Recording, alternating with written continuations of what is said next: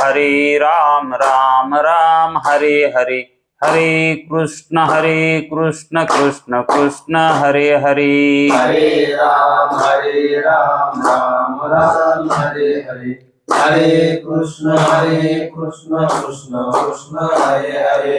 हरे राम राम राम हरे हरे, हरे कृष्ण कृष्ण कृष्ण हरे हरे। हरे राम राम राम हरे हरे, हरे कृष्ण कृष्ण हरे हरे। कुंडली वरदे हरि विठ्ठल, श्री गुरु ज्ञानदेव तुकाराम, पंढरीनाथ भगवान की जय, माऊली ज्ञानेश्वर महाराज की जय। जगद्गुरु तुकाराम महाराज की जय, ब्रह्मनिष्ठ गुरुवर्य रंगनाथ महाराज की जय।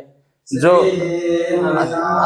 यकम गुरुर्नवमी साखरे नाम विश्रुतम, चरण सानिध्या जीवा मुक्ता भवन्ति।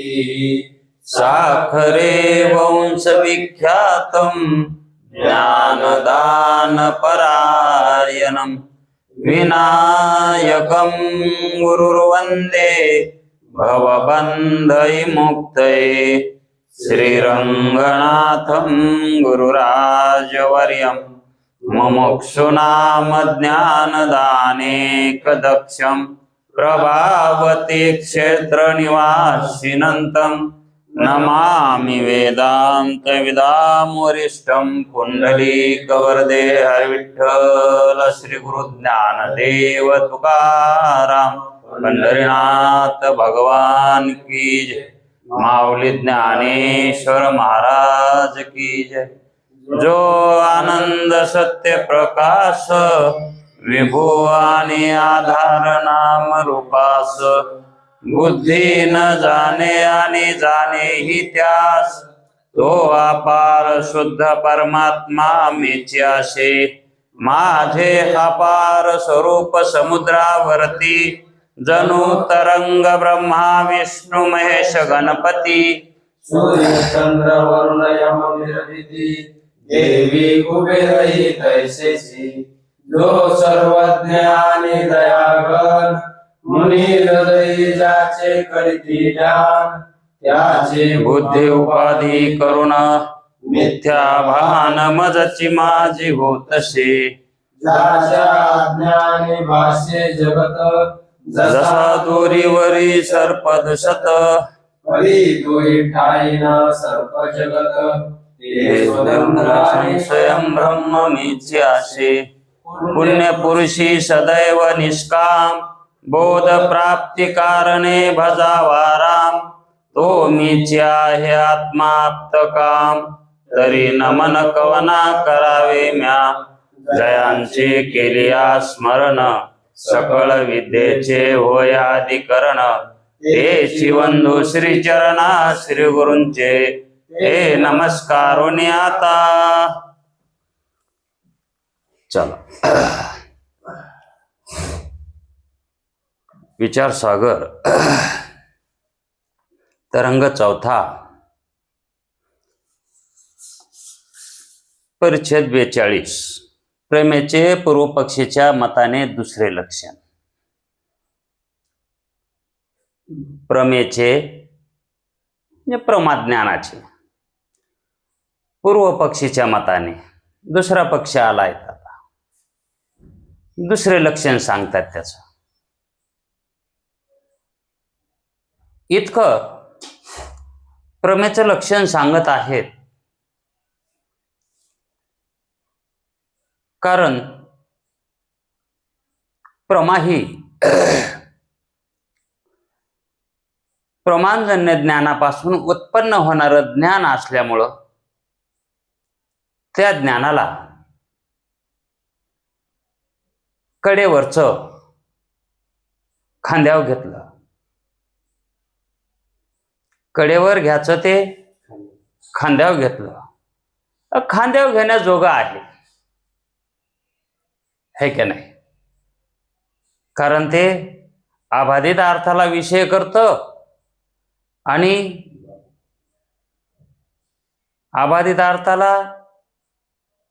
अबाधित अर्थाचं ज्ञान करून देतो आणि प्रमाणापासून उत्पन्न होतं, असं दोन्ही लक्षणानं युक्त आहे ते. म्हणून ते गुणाचंही आहे आणि पवित्रही आहे. असं ते प्रमाज्ञान असल्यामुळं त्याला कडेवरचं खांद्यावर का घेऊ नये?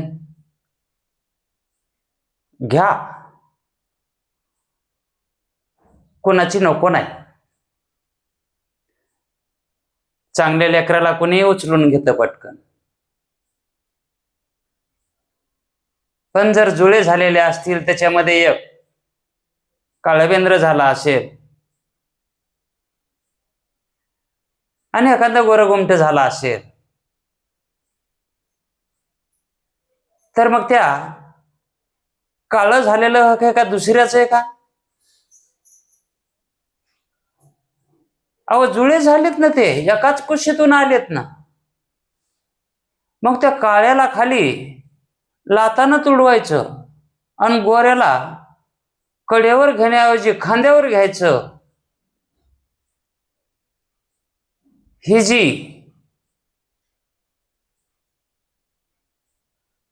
काय म्हणतात त्याला, दुफळी किंवा द्वैत, हा द्वैत कुठे कुठे वादात राहिलाय. कसा? स्मृती हे ज्ञानच आहे आणि प्रमा ही ज्ञानच आहे. मग स्मृती ही प्रमाणजन्य आहे आणि अबाधित अर्थाला विषय करून देत आहे. म्हणून तिला तुम्ही कडेवरचं खांद्यावर घ्या, आमचं काही म्हणणं नाही, पण स्मृतीला कडेवर तरी घ्या.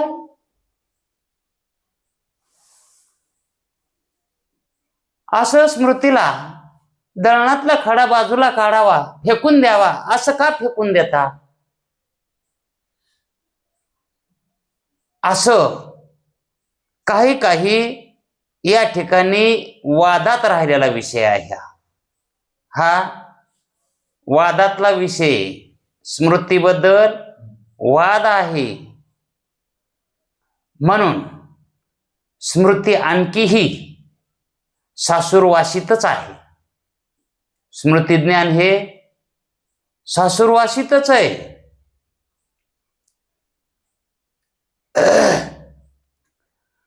पण स्मृतीला जरी नवऱ्यानं टाकून दिलं असलं तरी तिचा बाप खंबीर आहे. स्मृतीचा बाप खंबीर आहे.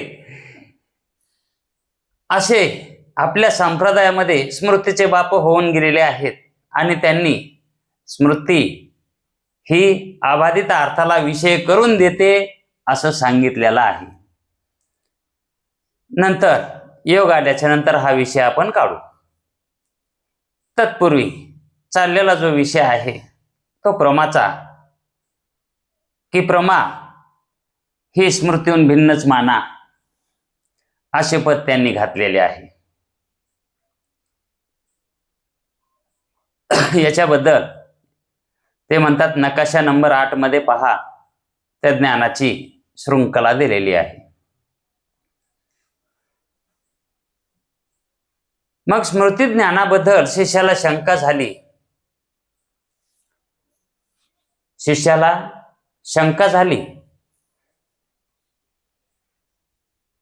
शिष्याला हे खाच खळगे माहीत नव्हते. स्मृतीला का डवलतात आणि प्रमालाच का आधार करतात, हे शिष्याला आता नवीन परमार्थामध्ये आलेल्याला काय माहित. मग तो आपल्या सरळ भावनेनं म्हणायला गेला, गुरुजी, भ्रांती आणि संशय ही जी दोन ज्ञान आहेत ना, भ्रांती आणि संशय ज्ञान, हे दोन ज्ञाने बाधित होतात. हे अबाधित आहेत का? कारण भ्रांती ज्ञान ही बाधितच होणार आहे आणि संशय ज्ञान ही बाधितच होणार आहे. म्हणून त्या साक्षी आश्रित मानणे योग्य आहे, हे आम्हाला कबूल आहे. पण स्मृतिज्ञान हे अबाधित आहे. स्मृतिज्ञान कसं आहे? बाधित ज्ञान आहे का? हे अबाधित ज्ञान आहे. म्हणजे व्यवहारात स्मृतिज्ञान खोटे आहे असं कोणी म्हणत नाही. व्यवहारामध्ये सुद्धा स्मृतिज्ञानाला खरंच मानलेलं आहे. तर स्मृतिज्ञान अबाधित आहे, तर फक्त अबाधित अर्थास विषय करणारे जे ज्ञान, अबाधित अर्थाला विषय करणारे जे ज्ञान, ती प्रमा असे लक्षण करून स्मृतीस प्रमा मानण्यास काय चिंता आहे? स्मृतीला प्रमा मानायला याच्यामध्ये काय दोष आहे? स्मृतीलाही प्रमा म्हणा ना. कसं म्हणा? अबाधित अर्थाला विषय करणारे ज्ञान आहे, अबाधित अर्थाचं ज्ञान करून देणारं ज्ञान आहे. कोणतं? स्मृती ज्ञान. आणि प्रमा ही काय आहे? तेही अबाधित अर्थालाच जाणून देणारं आहे. मग तुम्ही स्मृतीची व्याख्या सांगत असताना, स्मृतीचं लक्षण सांगत असताना, स्मृतीहून भिन्न अबाधित अर्थास ज्ञान करून देणारे त्याला प्रमा म्हणावी अशी व्याख्या का करता? प्रमाज्ञान हे प्रमाणापासून उत्पन्न होते, हेही मान्य आहे. आणि अबाधित अर्थाला विषय करते, हेही मान्य आहे. मग स्मृतीहून भिन्न अबाधित अर्थाला विषय करणारे जे ज्ञान आहे त्याला तुम्ही प्रमा का म्हणता? म्हणायचं तर म्हणा, आमचं काय म्हणणं नाही. पण त्या ठिकाणी स्मृतीहून भिन्न जे म्हणायला लागलात याला काय कारण आहे? स्मृतीहून निराळं म्हणायलात तुम्ही. मग असं स्मृतीनं काय केलंय की तिचं नाव घेऊन, स्मृतीचं नाव घेऊन म्हणायलेत ना तिच्याहून भिन्न? तिचं नाव घ्यायचं काय कारण आहे स्मृतीचं? ही व्याख्या कशी जाणून बुजून केल्यासारखी वाटत नाही? जाणून बुजून केल्यासारखी कसं? आपल्या घरचं लेकरू, आपल्या घरचं लेकरू आणि शेजारणीचं लेकरू, मग शेजारणीचं लेकरू हे कसंही असू द्या आणि आपलंही लेकरू कसंही असू द्या, याबद्दल काही गुणवर्णन करायचं नाही. पण ज्यावेळेस आपलं लेकरू चांगलं आहे हे सांगण्यासाठी दुसऱ्याच्या लेकरापरता मव लेकरू चांगलंय, शेजारणीच्या लेकरापरता मव लेकरू चांगलंय असं का म्हणून मव लेकरू चांगलंय हे म्हणा ना तुम्ही. शेजारणीच्या लेकरापरता मव लेकरू चांगलंय असं का? स्मृतीहून भिन्न ज्ञानास प्रमा म्हणावी असं का? हे कधीपासून चालत आले काय माहित?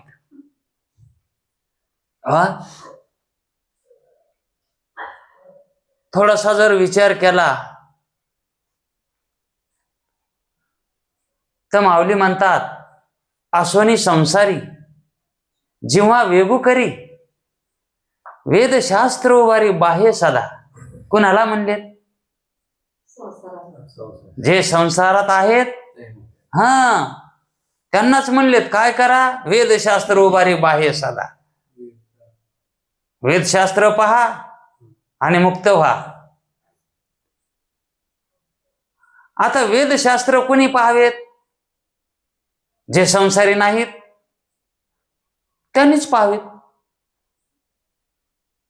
ज्या अर्थी यांचं म्हणणं आहे की स्मृती हे प्रमा होत नाही, स्मृती ज्ञान प्रमाणजन्य नाही, मग सांसारिक प्रमाणजन्य का परमार्थ करायला? मग हे कधीपासून चालत आलंय असं? पण इथंही तसंच आहे ना. मग काय याच्यासारखंच आपण चालायचं का? असल शास्त्र, असल शास्त्र, त्या शास्त्राचा कोणीतरी करता आहे, पण हे मधातच कोणी काय गोम केलेली असली तर काय सांगता येते? कारण गीतेमध्ये तर असं काही सांगितलं नाही भगवंतांनी की स्मृतीला कमी लेखा म्हणून, स्मृती प्रमाणजन्य नाही म्हणून. असं काही भगवंतानं सांगितलं नाही. सर्वस्यच अहम हृदि सन्निविष्टो मत स्मृती ज्ञान मपोहनमच. कारण मत स्मृती ज्ञान मपोहनमच मला प्राप्त करून घेण्यासाठी स्मृती ज्ञान हे प्राप्त होऊ शकतात असं भगवंतानं सांगितलंय. मग इथंच का म्हणून तसं सांगायला तर असं खटकायला पाहिजे ना, शास्त्राचं ना आपलं बी खटकायला पाहिजे ना. आणि ते सांगायत तसंच आपण होला हो करीत चालायचं म्हणल्यावर वड्या वड्या हरळी खाय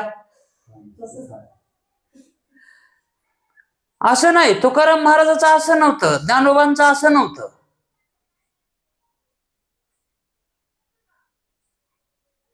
वेद आम्हावरी रुसूनही गेला असं तुकाराम महाराज का म्हणले? याच्यामुळंच जे वेदानं कथन केलेलं आहे का त्याच्यापेक्षाही उच्च श्रेणीचं त्यांनी ज्ञान प्राप्त करून घेतलं होतं. वेदापेक्षाही वेदामधल्या काही चुका काढीत होते तुकाराम महाराज. म्हणून त्यांना कोणी म्हणलं असं, अहो वेदातल्या चुका काढू नका, वेदातल्या चुका ते वेद आहे आणि त्याच्यात चुका आपण काढायच्या म्हणल्या. मग तुकाराम महाराज काय म्हणले? आमच्यावर ते रुसून गेला ते गेला, आता काय आम्ही त्याच्या बापाला हातात धरले, आम्ही त्याच्या बाला धरिले हाती, असं तुकाराम महाराजांना का म्हणावं? कोणाची चूक काढली म्हणून त्याला कमीपणा येऊ नये, त्यानं त्याची चूक सुधारावी, नाही का? ज्ञानेश्वर महाराज काय म्हणले? वेदू अत्यंत कृपणू झाला, वेदू अत्यंत कृपणू झाला आणि उच्च वर्णाच्या कानी लागला. कोणाच्या? उच्च वर्णाच्या कानी लागला. आणि स्त्री शूद्राशी आबोला, स्त्री शूद्राशी आबोला, अजूनही ठेला अध्यापी, आतापर्यंत आबोला म्हणजेच बोलणं त्यानं टाळलंय. कोणाशी? स्त्री आणि शूद्राशी. मग वेद जर असं करीत असेल तर त्याच्या ठिकाणी भेद नाही का? आणि वेद जर अभेदाचं ज्ञान सांगत असेल, अभेद कथन करीत असेल तर असा कसा बोलेल?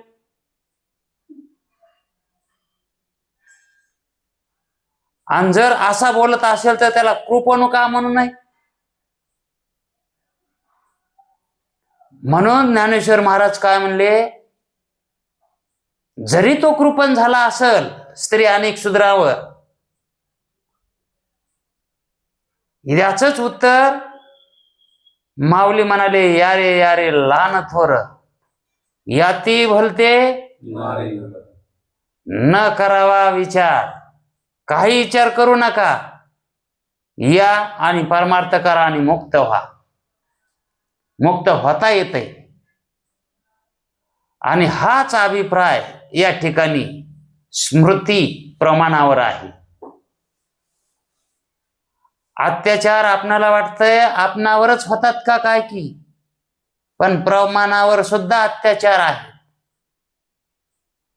आपल्यावर अत्याचार करणारे आपलेच भाऊबंद असतात आणि प्रमाणावरही अत्याचार करणारे त्याचेच भाऊबंद आहेत. स्मृती हे प्रमाण आहे. स्मृती हे प्रमाण आहे. तरी पण त्या प्रमाणाला जवळ केलं नाही. पण माऊलींनी तुकोबांनी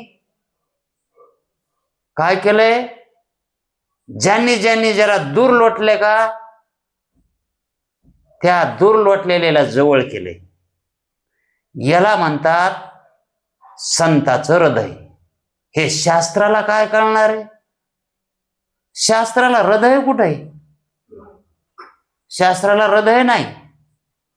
आणि संतांना, आणि त्या हृदयातून ते बोलतात. कारण यांची ठेव आपण नाही तर कुणी करायची? जे रंजले गांजले त्याशी मनी जो आपुले, असे संत आहेत. रंजलेल्या गांजलेला जवळ करणारे तोची साधू ओळखावा. त्याला साधू खरं म्हणतात. आणि देव तिथंच देव आहे. मग या स्मृतीवर एवढे आरोप करण्याची काही आवश्यकता नाही, हे का नाही? जो स्मृती मार्गाने जाईल तोही मुक्त होईल, आणि जो प्रमाज्ञा मार्गाने जाईल तोही मुक्त होईल. असंच शिष्याला वाटलं असन, तेव्हा अशी शंका त्यांनी केली आहे की स्मृतीला तुम्ही दूर का लोटता? प्रमालाच तुम्ही जवळ का करता? ती स्मृती जरी प्रमाणभूत नसेल, कारण त्यांच्या गाडीमध्ये बसायला जागा नसेल, त्यांची गाडी 6 माणसाची आहे. कोणाची? 6 माणसाचीच गाडी आहे. कदाचित तिथं बसायला जागा नसेल. मग स्मृतीला बसू दिलं नाही. कारण काय सांगतात की मग प्रमाण 7 होतील. प्रमाण किती होतील? 7 प्रमाण होतील. आणि प्रमाणात 6 सांगितले आहेत. कोणी सांगितले? तर 6च प्रमाण आहेत असं कोणी सांगितलंय? नाही म्हणले 6च प्रमाण सांगितले. तर अहो, मग सांगितले असतील, मग हे प्रमाण नाही का? स्मृती प्रमाण हे नाही का? आणि जर स्मृती प्रमाण जर नसले धरायचं, स्मृती प्रमाण जर नसलं धरायचंच, तर स्मृतीहून भिन्न म्हणायची काय गरज आहे? तिचं नाव घ्यायची काय गरज आहे? म्हणजे कोणीतरी स्मृती प्रमाण मानतंय म्हणून तसं म्हणले ते. ही व्याख्या करण्याचं कारण काय आहे? स्मृती प्रमाण मानणारे आहेत आणि त्यांना हे बोधन करणे. व्यवहारामध्ये सगळा व्यवहार स्मृतीवरच चालू आहे. सुरुवातीलाच सांगितलं होतं, जर आपण बँकेमधले पैसे 10,000 रुपये काढून आणले, 10,000चं बंडल, आणि आपण एखाद्या संतकामध्ये ठेवले, पेटीमध्ये ठेवले, आणि ज्यावेळेस आपल्याला पैशाचं काम पडलं त्यावेळेस काय ध्यानात येईल हो आपल्या?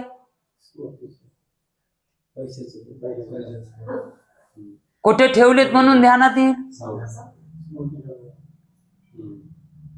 आणि जर त्या ठिकाणी स्मृतीला किंमतच नाही दिली म्हटलं तर 10,000 गेले का? गेलेच की. मग आपल्याला त्या 10,000 कोण नेऊन घालतंय? आता ते बाधित आहे का प्रमाण? स्मृती हे प्रमाण बाधित आहे का? बाधित म्हणावं तर त्या 10,000ची सहीच राहायला नाही पाहिजे होती.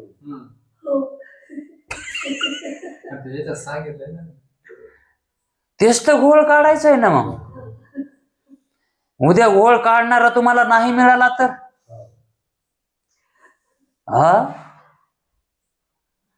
हाच घोळ.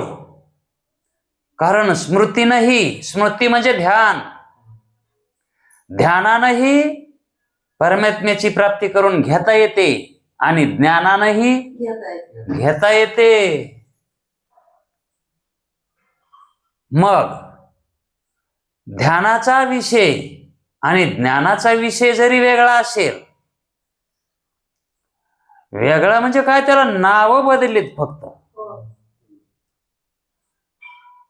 ध्येय आणि ज्ञेय ही नावं वेगळी येतं, पण ज्ञेय कोण आहे, ध्येय कोण आहे? मग ध्यानानं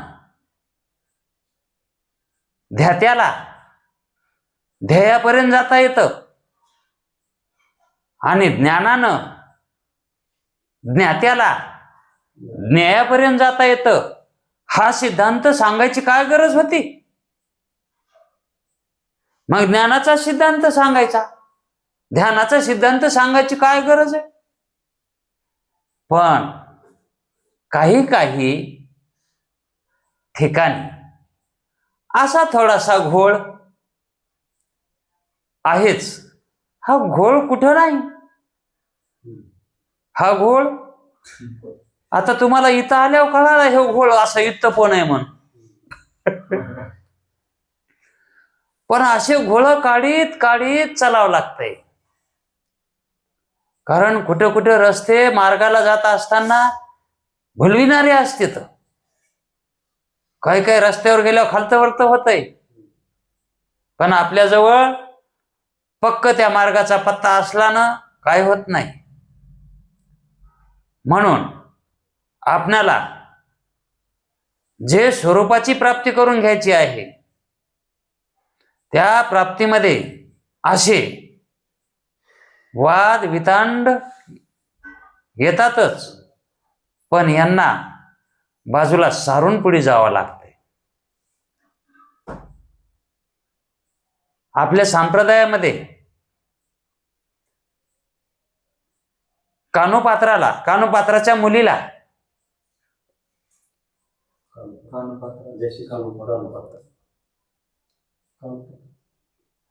एक कार्यकारणाचा आभेद म्हणून कुठं कुठं तिच्या मुलगी सांगितली, कुठं कुठं कानोपात्रास सांगितली. एक धरा कानोपात्रा.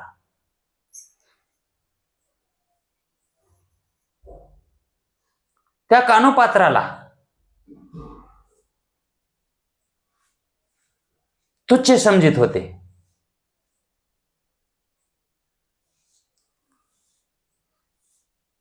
कानोपात्रा ही वेश्या होती आणि ती वेश्या असताना सुद्धा मुक्त झाली. वेश्या असताना सुद्धा मुक्त झाली ती. हे सांगण्याचं कारण काय? कारण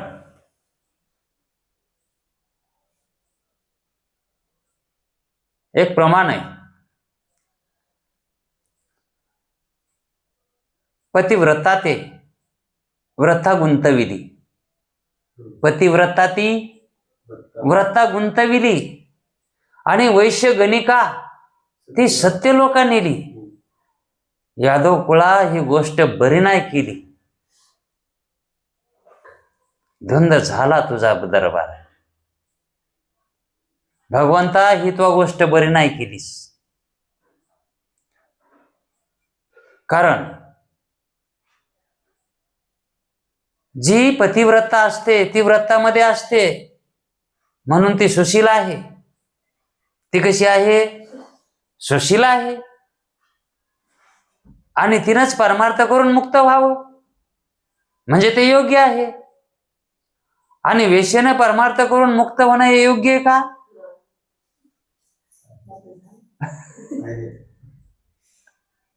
पतिव्रता ती व्रता गुंतविली, ती व्रतामध्येच ठेवलीस का? तिला मुक्त केलं नाहीस आणि वैश्यगणिका ती सत्य लोकाला नेलीस.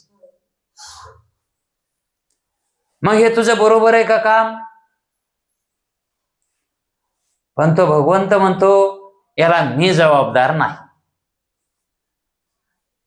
कारण तिला जर मुक्तता नसती दिली तर मला किती दोष लागला असता हे मला माहित आहे. अज्ञानी जीवानो, तुम्हाला काय माहित? कारण माझ्याकडे येणारा तो कसाही जरी असला आणि त्यानं जर ते दोष निवृत्त केलेले असतील तर त्याला माझ्या हृदयाच्या ठिकाणी ठाव देणं माझं कर्तव्यच आहे.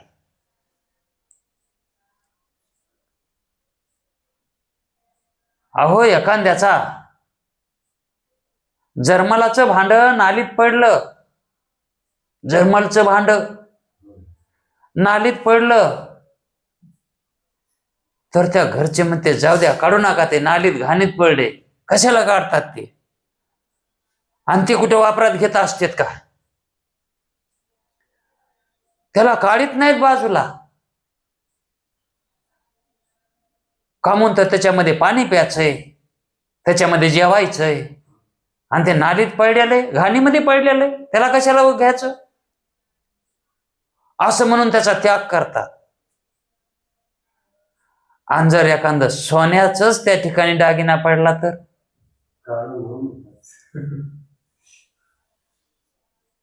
ते चालत आहे.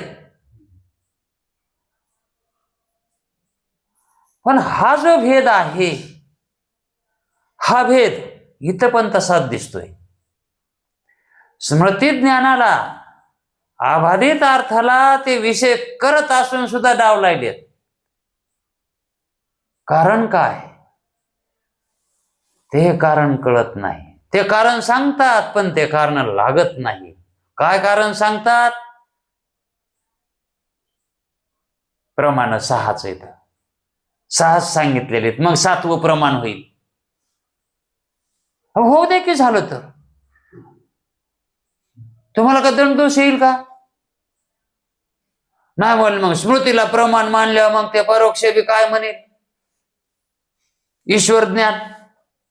मग तिला तुम्ही प्रमाणत्व द्यायला लागलात, मग आम्ही काय केलं? मग त्या ईश्वर ज्ञानाला बी काय करावं लागल? मग असं कोणी बी म्हणेल. आता ज्याचं खरं आहे, ज्याचं पोट दुखायला ते ओवा मागणारच की. ज्याचं पोट दुखायले ते ओवा मागणारच ना. त्याची काळजी तुम्हाला. पण स्मृतीला तुम्ही का द्यायना झालात प्रमाणत्व? आबाधित अर्थाला करते ना ते विषय मान्य, ती प्रमाणजन्य नसल. पण कुठे प्रमाणजन्य नाही? गीतेत तर आहे. भगवंतानं तर सांगितले. आणि मग नाही कसं म्हणता? पण त्यांचा वरी काय घोळ झालेला आहे. हा वादाचा विषय म्हणून त्यांनी टीप देऊन टाकली, मिटविलं. यामध्ये हा वादाचा विषय आहे, स्मृतीला प्रमाण मानायचं का नाही मानायचं. कारण संतांनी स्मृतीला प्रमाण मानलंय, है की नाही? कसं? ज्ञानेश्वर महाराजापासून हा हे घोळ निघत गेले तर. कारण त्यांनी जे म्हणलंय, असोनी संसारी जीवा वेगू करी, त्याच वेळेस त्यांच्या मनामध्ये खटकला असेल की हे वाक्य आपल्या बोकांडी बसल्याशिवाय राहणार नाही. हे वाक्य आता मुक्त काय? ज्यानं संसाराचा त्याग केलाय त्यानंच मुक्त व्हायचं, आणि जे संसारात आहे त्यांना मुक्त होता येत नाही. नाही म्हणले संसार सोडावंच लागत आहे, त्याला प्रमा म्हणायचं, ते योग्य म्हणायचं. आणि जे संसारात आहेत ते अयोग्य,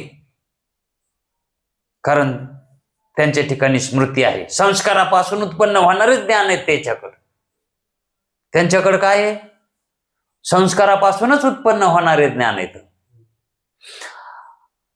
अहो जन्माताच काही घेऊन येतो का मनुष्य वेळ टोकऱ्यामध्ये घालून, आणि इथं येऊन जर तो शिकला तर? अहो तो मुक्त होण्यासाठीच आलाय ना. जन्म ईश्वरानं कशासाठी दिलाय? मुक्त होण्यासाठीच दिलाय.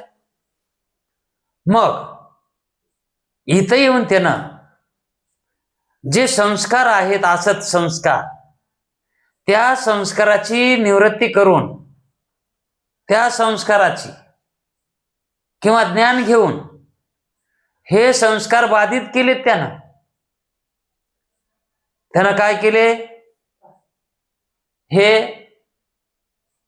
संसाराचे संस्कार बाधित होणारे हे बाधित आहेत असं त्याला कळालंय, आणि एक परमात्म्याचंच ज्ञान अबाधित आहे असा ज्याला अनुभव झाला, त्या स्मृतीला, जी स्मृती संस्कारापासून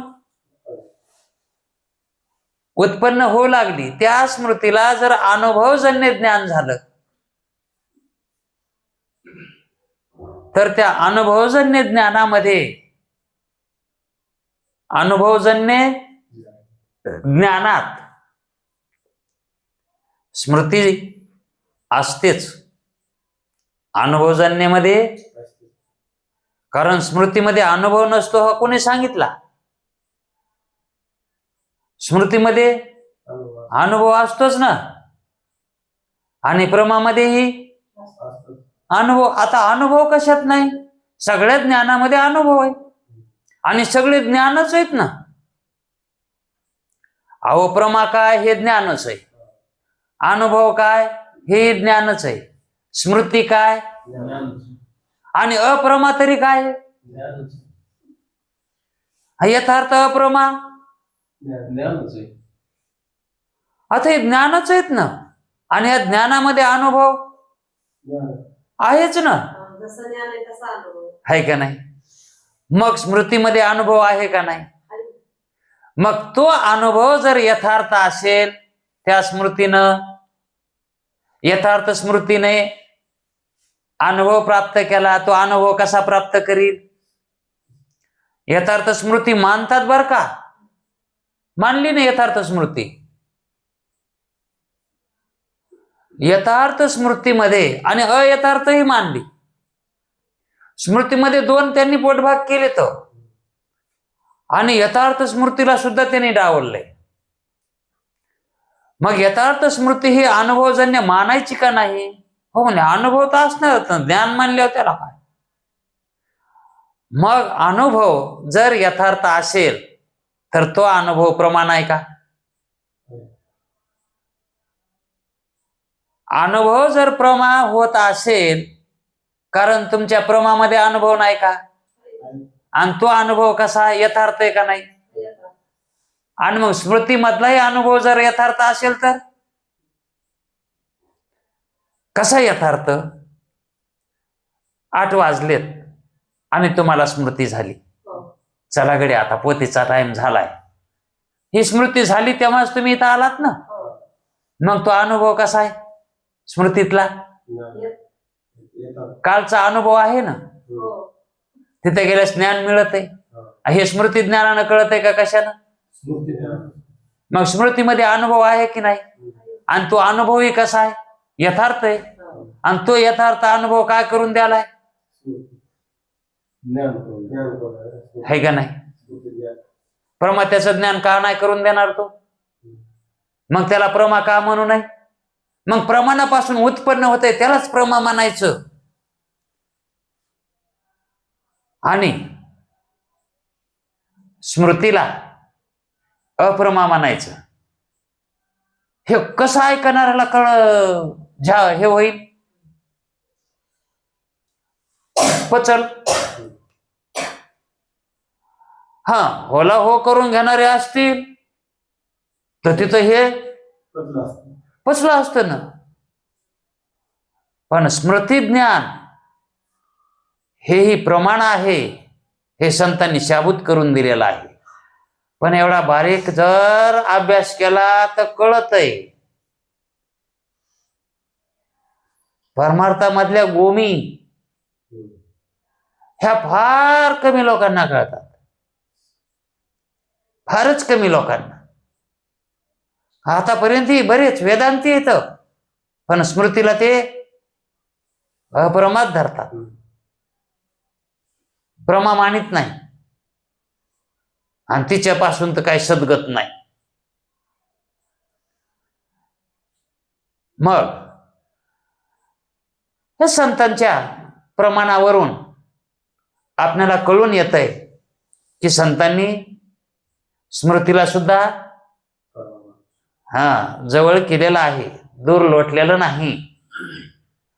अरे स्मृतीला जर दूर लोटलं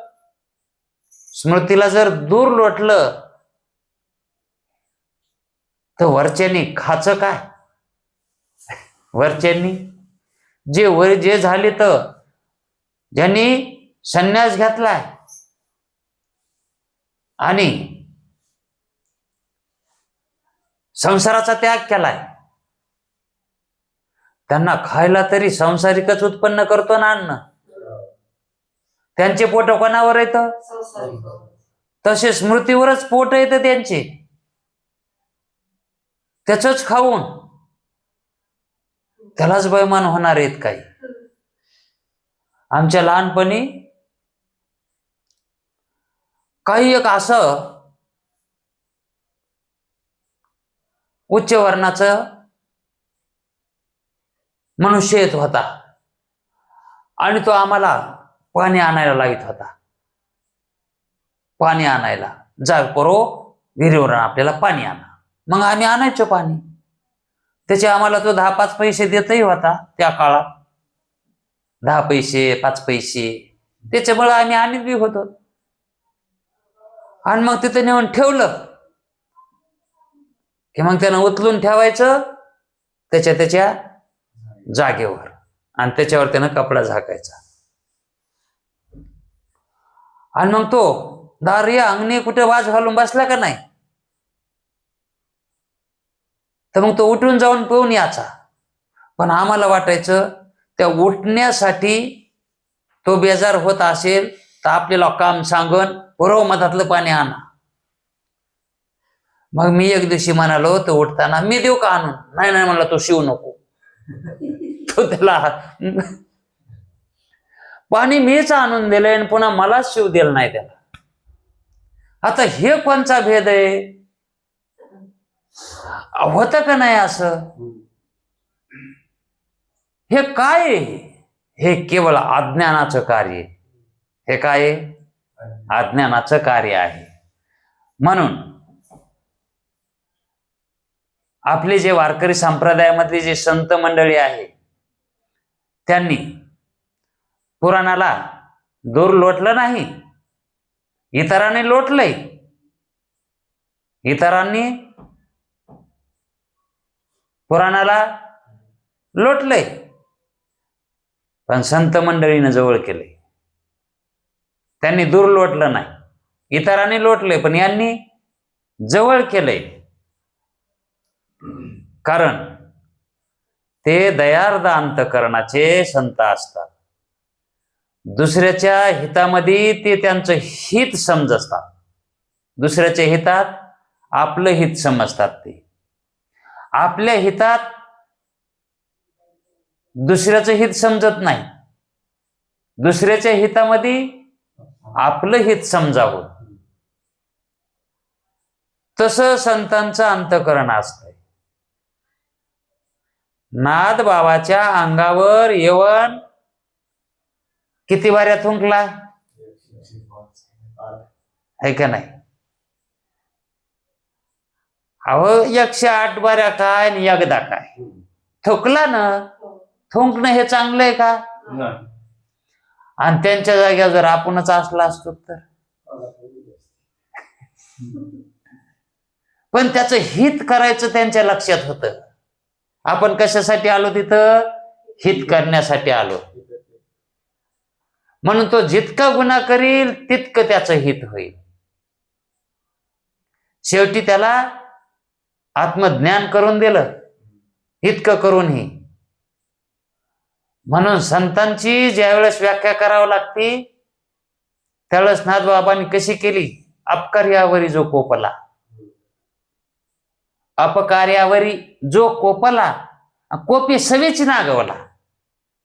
अपकार्यावरी ज्यानं उपकार केला तोची खरा परमार्थ, तेच खरा परमार्थ. अपकार्यावर उपकार करणं, हा, अरे उपकार्यावर उपकार तर सगळेच करतात ना. ही तर जगाची राटीच आहे. शेजारणीनं जर आपल्याला वाटीत दिली भाजी तर आपण तिला वाटीमध्ये भाजी देतोच ना. हे तर देवाणघेवाण व्यवहार झाला. पण अपकार केलाय त्याच्यावर उपकार करायचा, त्याच्यावर न कोपता. याला म्हणायचं वारकरी संप्रदायाची परंपरा. हे वारकरी संप्रदायाचं शहाणपण आहे. आणि हे शहाणपण घ्यायला आज कोणी धजत नाही.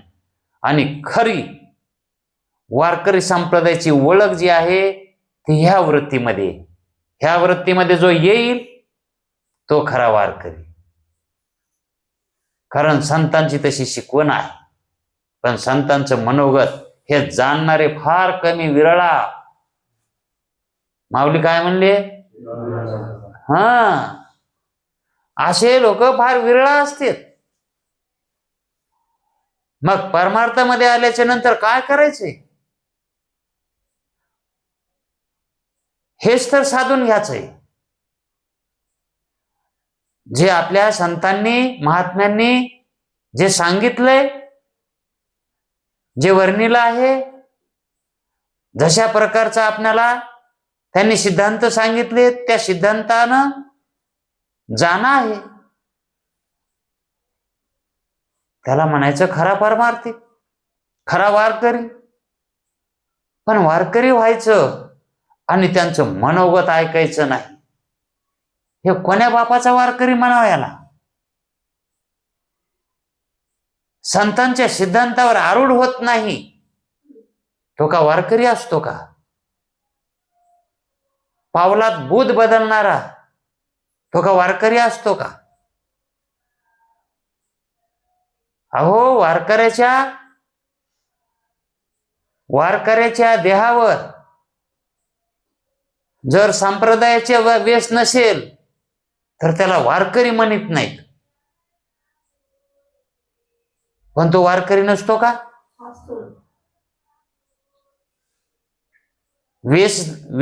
वेशावरून वारकरी ठरवायचा असतो का? का त्याच्या अंतःकरणावरून ठरवायचा असतो? अंतःकरण परमार्थ करतं का त्याचा वेश परमार्थ करतो? अरे कपडे तर आजचे आहेत, आज आहेत आणि उद्या नाहीत. असे कपडे कितीही बदलतात. कपडे नव्हे, ज्याला आपण ज्या देहावर कपडे घालतो ते देहही बदलतात. पण अंतःकरण, मग जो अंतःकरणाकडे पाहून परमार्थ करतो तो खरा वारकरी. कपटका, धोतर आणि गुरुशर्ट घालणारा, कंबर बांधणारा हाच वारकरी. अंतःकरणाचे ज्याचे लक्षण वारकरी युक्त आहेत तो वारकरी. अंतःकरणावरून ठरवावा, त्याच्या वृत्तीवरून ठरवावा. चांगले कपडे घातले तर म्हणजे वारकरी संप्रदायाचे कपडे घातलेत, आणि वृत्ती कसाबाची, हे चालतं का वारकरी म्हणाल त्याला? मग कपडे ते नसले तर चालतील पण अंतःकरण तसं पाहिजे, हे का नाही? हे धकत. कपड्याचं धकत आहे, पण अंतःकरणाचं हे धकत आहे का? मग खरं द्याचं सोडून आणि खोट्याच्याच माग लागायचं. म्हणजेच या ठिकाणी हे सांगण्याचा उद्देश का आला? शिष्याला तशी शंका का झाली? म्हणजेच शिष्याला हे सगळं गौड माहीत असावं का नसावं, म्हणून हे या ठिकाणी निघाले. इथल्या शिष्याला हो, हा त्याला माहित असन तवाच तो तसं म्हणला ना, गुरुजी स्मृती ज्ञानाला तुम्ही अबाधित अर्थाला ज्ञान करून देणारी असून बी तुम्हाला ते प्रमाण वाटत नाही आणि तुम्ही स्मृतीला प्रमा मानता.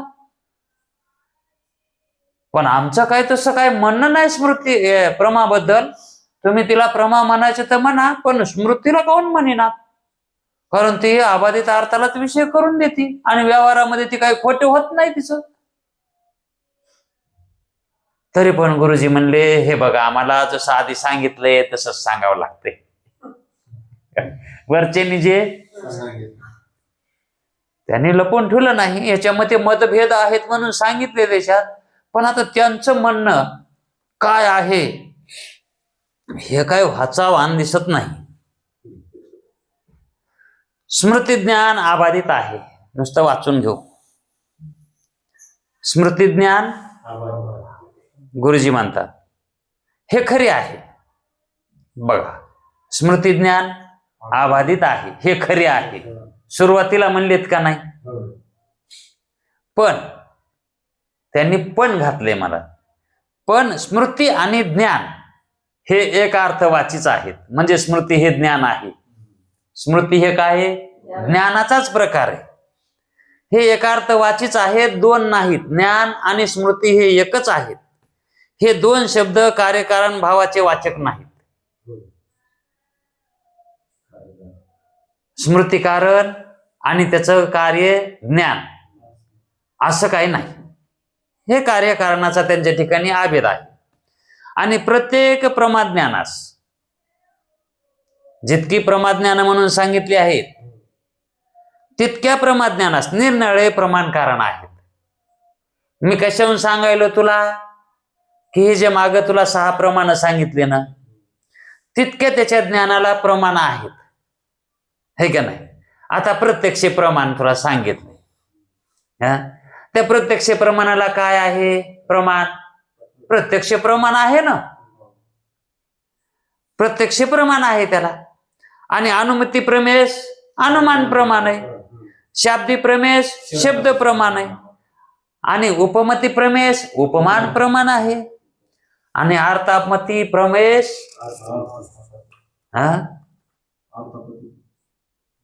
अर्थापती प्रमाण, आणि अभाव प्रमेश अनुपलब्धी प्रमाण. ही त्यांची प्रमाणे आहेत. ही जशी प्रत्येक प्रमेश निरनिराळी प्रमाणे कारण आहे. त्यांना बाप आहे, त्या प्रमाणाला काय आहे? कारण आहे, हे का नाही? त्याप्रमाणे स्मृती ज्ञानास कोणतेही प्रमाण कारण नाही. म्हणजे हिला बाप नाही, हिला बाप नाही. फक्त संस्कारापासून उत्पन्न होते. ती स्मृती कशी आहे? संस्कारापासून उत्पन्न होते. आणि संस्कार तर कोणत्याही प्रमाणात येत नाहीत. संस्कार हे प्रमाण ठरत नाहीत. आणि प्रमाणजन्य ज्ञानासच प्रमा म्हणावे हे वर आपण सांगितलेच आहे. आणि संस्कार हे प्रमाण नाही, संस्कार हे प्रमाण नाही. म्हणून त्याच्यापासून उत्पन्न झालेले ज्ञान प्रमा नव्हे. संस्कारापासून उत्पन्न झालेले ज्ञान हे प्रमा नाही असे म्हणणे प्राप्त आहे. याच्यामुळे आम्ही म्हणतो की स्मृती ही प्रमा होऊ शकत नाही.